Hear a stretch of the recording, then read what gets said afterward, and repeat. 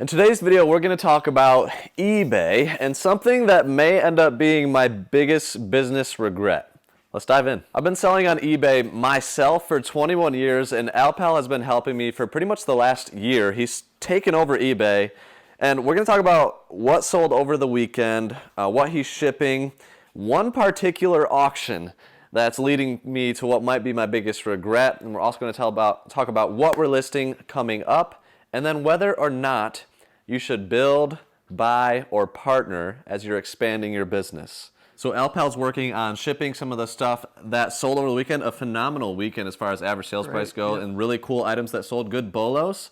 So Alpal, why don't you dive into what sold, and soon we'll talk about that item that I want to talk about. That may be my regret. There goes Sky and Brother Dave. They're doing other things. Go. All right, Get out let's of here. do it. All right, so here is everything that sold. We'll throw up screenshots for everything.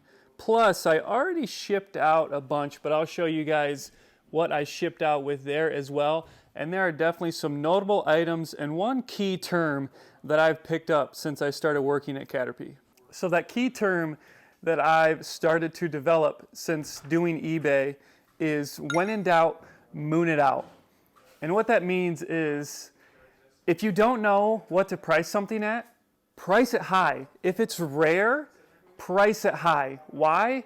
Because you can always price things lower if they don't sell. But if they do sell for that high price, you just get extra money. So for instance, we had a few of these AGS 101s. Now this is a bolo, not the 001, but the 101s. It has a brighter screen.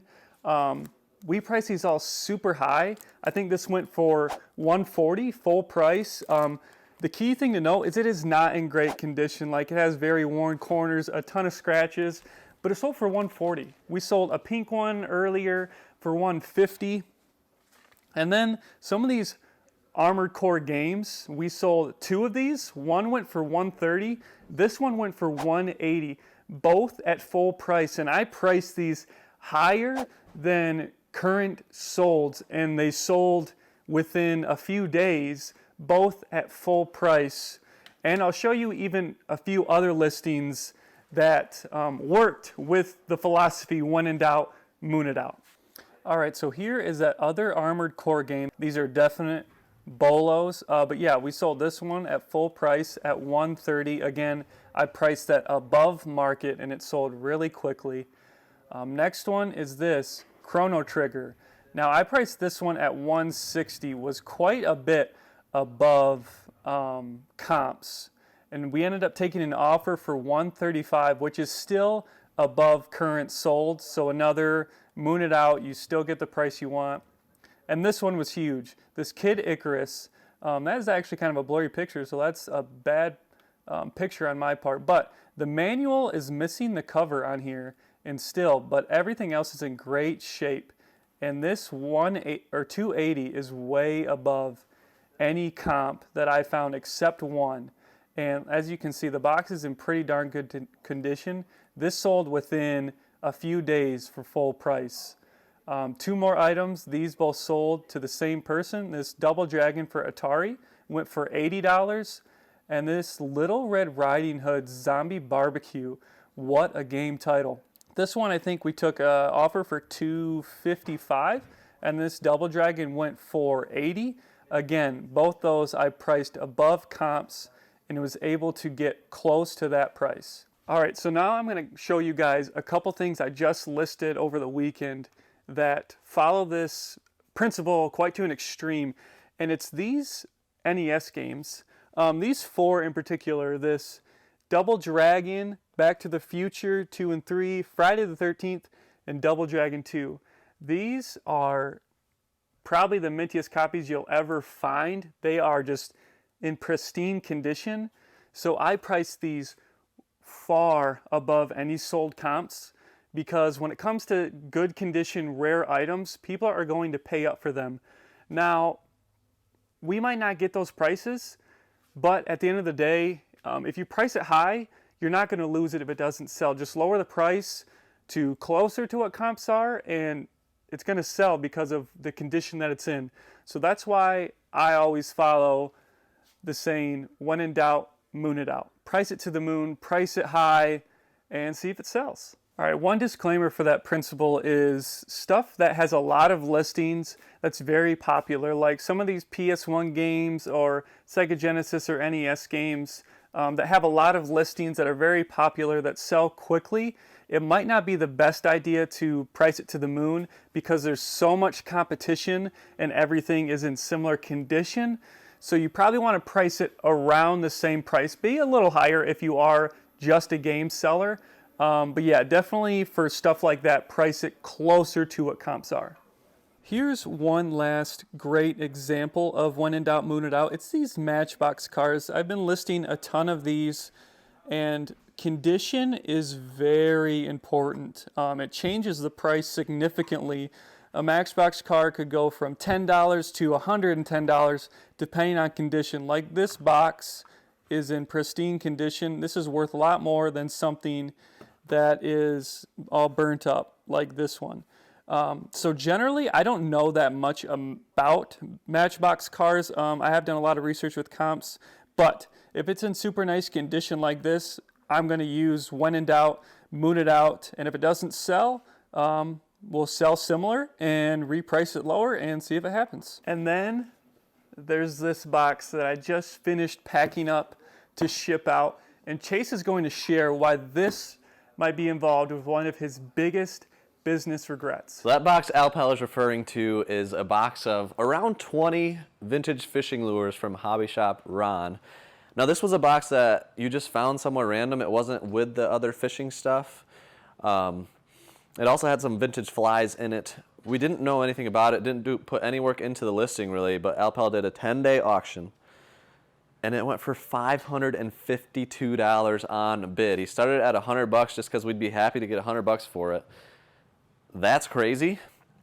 The reason that this may be my biggest regret is because some of you may remember that I brought down a bunch of the fishing lures to an auction house, a local auction house. We wanted to give that a fair trial run, so we brought them stuff that we thought would actually have real value. Now, if the other fishing lures are anything like this lot, I doubt we would get anywhere near that price with a local auction house. Now we're going to try to link that auction in this video. So if you're interested in getting highly profitable fishing lures, if you're willing to sell those on eBay, expand your inventory horizons and learn about that stuff, check out that auction and help us out. I'm scared that they're not going to sell very well, which could mean a huge opportunity for you. I've already bought multiple things from this auction house just after I discovered it through giving them my own stuff. And yes, they do ship across the entire country. So I think they might even ship worldwide, but you can reach out to them for that. Yeah, I'm scared that they won't get the respect that they deserve in a smaller setting. eBay is a massive marketplace with hundreds of millions of people looking at items. And this auction house probably has thousands, maybe. They do some advertising locally and stuff. So it's, I don't know what to think about it. I think we have an outlier with the auction we did. There must be a couple pieces in there that are truly special. I don't think that's the norm for all of the items that we had, but we're gonna have to see how that pans out. And this leads me to the part of business of build, buy, or partner. So let's talk a little bit more about that. So build, buy, or partner. I actually heard about this concept on a podcast by Sports Card Investor, which is a good channel if you're into sports cards. And they talked about that concept. A lot of these larger companies, like Collectors Universe, for example, they've bought PSA, they've bought Wada Games. They're trying to buy like various like vaults or auction places. I think they bought Golden Auctions too. So that they literally did do that. So they're buying everything. They've got all the money. But in some cases, they're building it. They're building that infrastructure from the ground up and like keeping it in-house. In other cases, they're partnering. For us, we're on a much smaller scale, and your business probably is on a much smaller scale than Collectors Universe. If you're watching this and you're bigger than them, please reach out to me. I'd love to partner with you. But that's the question that we're trying to answer. So build, buy, or partner. We got some slab mounts, controller mounts. They're on CATRPcrew.com. Our new website, if you haven't checked it out, you gotta check it out. Matt actually built all of the 3D print designs. Shout out to Matt, electrical engineer, and he works with us full time now. So the slab stands, really, really proud of those. The controller mounts for N64 and GameCube, super proud. The slab stands will hold PSA cards, and we even have BGS, SGC, and CGC. All of them. And they're beautiful up in our Pokemon room. So we built those, but when it came time to print enough to sell to you guys, you know, beyond my collection, we reached out to a third-party company and said, all right, we got to partner on this because we don't have the ability to do it all. So that's one aspect of where we partnered. And this is the other one with local auction house. We have so much good inventory because our sourcing has just gotten to level 5 of sourcing.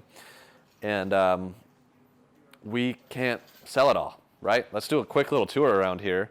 We got a lot of inventory, and we have 2 storage units beyond this. But you can see, like, our unprocessed games have dwindled because we've been focusing on those. But we can replenish all of these shelves double deep as we expand the shelves and more. Like, we still have probably 10 to 15,000 games in this Game Barn storage unit. Plus, this is about 150 bins of unprocessed inventory. Some of it might be slightly processed, but we just have so much good stuff. Almost all of this is good stuff worth listing on eBay, whatnot, or Amazon, which are the main 3 ways that we sell stuff. And we don't have the capacity to maximize everything on the selling end that we can source. We're actually saying no to many sourcing opportunities. So right now, the biggest opportunity in our business, in my opinion, not to mention all this stuff from garage sales this last weekend, is to partner with other people maybe that can that have the capacity or need inventory and can maximize on that type of stuff. So local auction, this was one big trial run.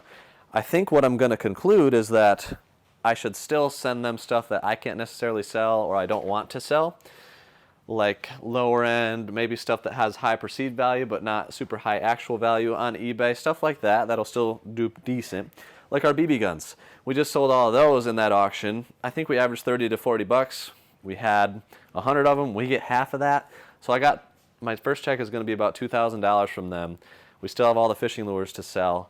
And I hope that check will be a little bit bigger because it was a lot of stuff. But I feel okay about those results, especially since all I had to do was drive it over and drop it off. And they did the rest and are sending me a check. It's going to be in the mail this week. So be thinking about that in your business. If you're serious about it, whether it's a side hustle or full-time hustle, what are the areas that you can build? Maybe there's certain things you can buy, like a disk resurfacer, for example, to increase the amount of games you can put out. And then what areas should you consider partnering? This is how we're thinking in our business, and it's really helping the business to grow more quickly. And yeah, I just wanted to bring that up to you guys as well to consider for yours. And then going back to Alex's strategy, and this is also my strategy of pricing, when in doubt, moon it out, right? So if you have, this only applies if you have something especially high end or in especially good condition or that has very limited comps. And this is just the way that we do it. You can do it however you want to do it. I've been selling for a really long time, and you know that feeling, I think some of you guys can relate to this, when you list something and it sells within 30 seconds at your buy it now price. Great, you made some profit, but what could you have sold it for? So maximizing a lot of the items feels pretty important. You know, if you value that time that goes into listing it and everything, you know, what if you could have gotten 50% more or even 100% more, double than what you listed it for? You know, those are the questions that I had, and I tested it in a lot of different things, and I found that stuff that's in exceptionally amazing condition, this applies to cards, games, Matchbox cars, toys, anything, or if it's exceptionally rare, you can kind of just price it way up there because there's people that are looking for that truly exceptional item. So that's kind of why we go by that. And the thing is, if it doesn't sell quickly, we're too high, and that's totally fine. We'll end it sell similar and reduce that price.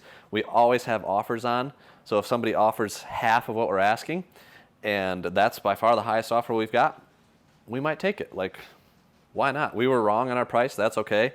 That's why we have offers on every single item. So That's just our thought process, but that's going to be it for this video. Thank you guys for watching. We'll see you on the next one. Make sure to subscribe if you like the back end of our business. We're learning and growing always. We'll see you next time. Bye.